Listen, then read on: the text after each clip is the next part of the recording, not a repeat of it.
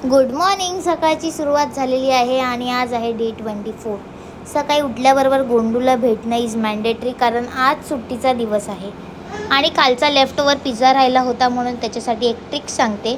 तव्यावरती फक्त थोडंसं बटर टाकायचं आणि त्याच्यावरती पिझ्झा ठेवून त्याला बाजूने पाणी थोडंसं शिंपडायचं आणि ते झाकून ठेवल्यावरती तुमचं छान असं चीज पण मेल्ट होईल आणि पिझ्झा पण खूप सॉफ्ट लागतो, जो की असं वाटतं फ्रेशच आणला आहे. हा पिझ्झा खाऊन झाल्यानंतर म्हटलं गोंडीला जरा बाहेर घेऊन जाऊया.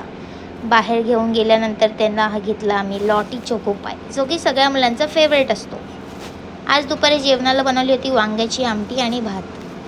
आणि बघा कशी टोपी घातली आहे ह्याने, पण ह्याला काही ती टोपी सावरेना झाली, म्हणून ह्याने ही टोपी काढून टाकली होती. म्हटलं ह्याला पेपर टोपीने खुश करूया, आणि हा खुश झाला. घरी आली होती माझी सर्व मावशी आणि माझा भाऊ, आणि यांची चालू होती चाय पे चर्चा. म्हणजे किती गोष्टींवरती माणसाने चर्चा करावी. चर्चा झाल्यावर म्हटलं थोडं फिरून येऊया, म्हणून आज आम्ही चाललो आहोत डीमार्टला. आणि काही दिवसानंतर मी बाहेर जाणार आहे, म्हणजे आउट ऑफ महाराष्ट्र. त्याचे व्हिडिओ लवकरच तुम्हाला येतील. आणि आज डीमार्टला आल्यावरती मला आठवलं की ह्या महिन्यात ऑलमोस्ट मी 3 ते 4 वेळा डीमार्टला आलेली आहे, आणि हे तुमच्या सर्वांनासुद्धा माहितीच असेल. मावशीच्या घरातले ग्रोसरीचं सामान भरून झालेलं आहे, आणि त्यानंतर उगाच पैसे घालवायची सवय आहे, म्हणून आम्ही या प्रोडक्टचं भरपूर काही डिटेल्स वाचले, पण आम्ही ते घेतलं नाही, जस्ट फॉर द प्राईस.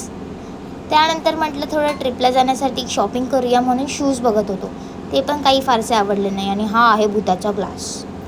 त्यानंतर मी थोडेसे टॉप्स ट्राय केले. हे स्वेट टी शर्ट होतं, जे की मला फार आवडलं होतं, आणि हे दुसरं एक होतं. तर तुम्ही मला कमेंट करून सांगा की मी कुठलं परचेस करू. ते सगळं झाल्यानंतर म्हटलं डीमार्टच्या बाहेर येऊया.